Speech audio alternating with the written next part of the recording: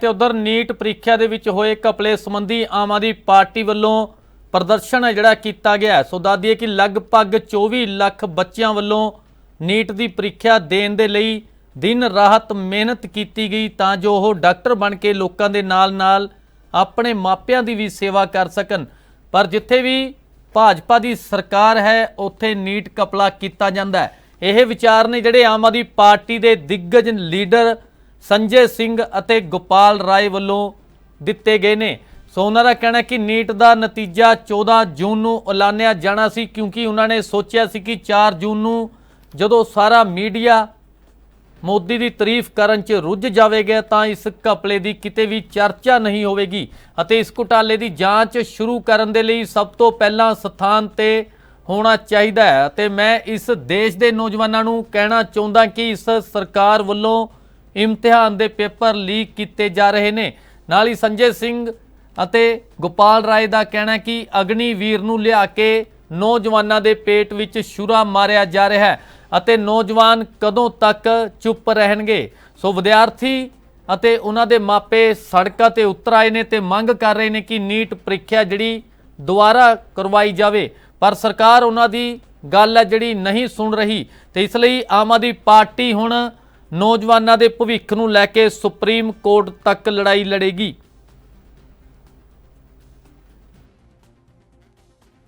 और इसमें घोटाला क्या है आपको मालूम है? ये नीट की परीक्षा का रिजल्ट जो आना था ये आना था 4 जून को, 14 जून को। 14 जून को परीक्षा का रिजल्ट आना था।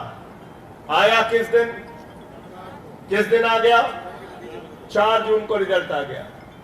क्यों रिजल्ट आ गया?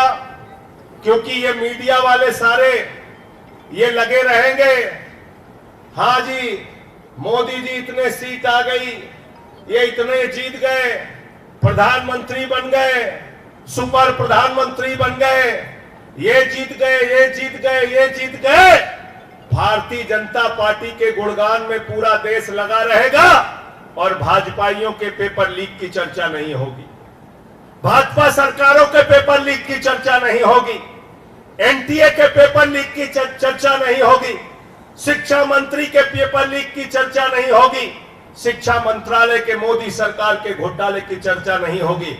इसलिए एनटीए ने जानबूझ के 4 जून को रिजल्ट प्रकाशित किया। मैं पूछना चाहता हूं, पहली जांच तो इसी बात की होनी चाहिए कि किस घोटाले को दबाने के लिए 14 जून की जगह 4 जून को रिजल्ट प्रकाशित किया गया।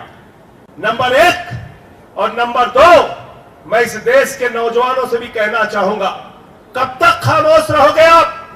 कब तक इनकी गुलामी करते रहोगे? परीक्षा पे परीक्षा पेपर लीक हो रही है, अग्निवीर के नाम पर तुम्हारे साथ घोटाला किया जा रहा है, भारत माता का सीना छलनी किया जा रहा है, भारत की सीमाओं की सुरक्षा के साथ खिलवाड़ किया जा रहा है। अग्निवीर बनाकर 4 महीने के नौजवान बनाकर आपके पेट और पीठ दोनों में छुरा मारा जा रहा है। कब तक खामोश रहोगे आप? उत्तर प्रदेश के अंदर 60 लाख बच्चों का भविष्य बर्बाद हो गया पुलिस भर्ती के नाम पर, वहां पेपर लीक हो गया। कभी बिहार में पेपर लीक होता है, कभी गुजरात में पेपर लीक होता है, कभी राजस्थान में पेपर लीक होता है, कभी हरियाणा में पेपर लीक होता है, कभी महाराष्ट्र में पेपर लीक होता है। 4-5 साल के अंदर 2 करोड़ बच्चों का भविष्य बर्बाद हुआ है पेपर लीक से। कितने बच्चों का? 2 करोड़ बच्चों का, 2 करोड़ बच्चों का। और अगर 5 आदमी का भी परिवार मान लीजिए तो करीब 10 करोड़ लोग इससे प्रभावित हुए हैं। 10 करोड़ लोग प्रभावित हुए हैं। लेकिन हमारी संवेदनाएं शायद मर गई हैं। हमें शायद गुस्सा नहीं आता जब भी चुनाव आता है, जाति के नाम पे, धर्म के नाम पे, क्षेत्र के नाम पे, भाषा के नाम पे हमें लड़ाया जाता है, हमारा वोट लिया जाता है, मोदी जी का गुणगान किया जाता है, लेकिन देश के नौजवानों की बात नहीं होती, बेरोजगारी का सवाल नहीं उठता, उनके भविष्य का सवाल नहीं उठता। तो मैं इस देश के नौजवानों से भी कहना चाहता हूं, छात्रों से भी कहना चाहता हूं, कब तक आप इनकी गुलामी करोगे? कब तक इनकी मानसिकता के पीछे जिंदाबाद लगाते रहोगे? उठाओ, आगे बढ़ो और अपनी आवाज को बुलंद करो। देश की सड़क पे हमने आपकी आवाज बुलंद की है। सदन 24 तारीख से शुरू होने जा रहा है, 27 तारीख से राज्यसभा शुरू होगी। मैं भरोसा दिलाना चाहता हूं इस देश के उन परिवारों को जो दुखी हैं, इस देश के उन नौजवानों को जो दुखी हैं, जो परेशान है, जो पीड़ित है, देश की संसद में भी आपकी आवाज को आम आदमी पार्टी के सांसद पूरी बुलंदी के साथ उठाएंगे, पूरी मजबूती के साथ उठाएंगे। आज पूरा देश इस बात की मांग कर रहा है। देश के सारे छात्र सड़क पर है, सारे नौजवान सड़क पर है, गार्जियन सड़क पर है और इस बात को कह रहे हैं कि इस घोटाले की जांच कराई जाए।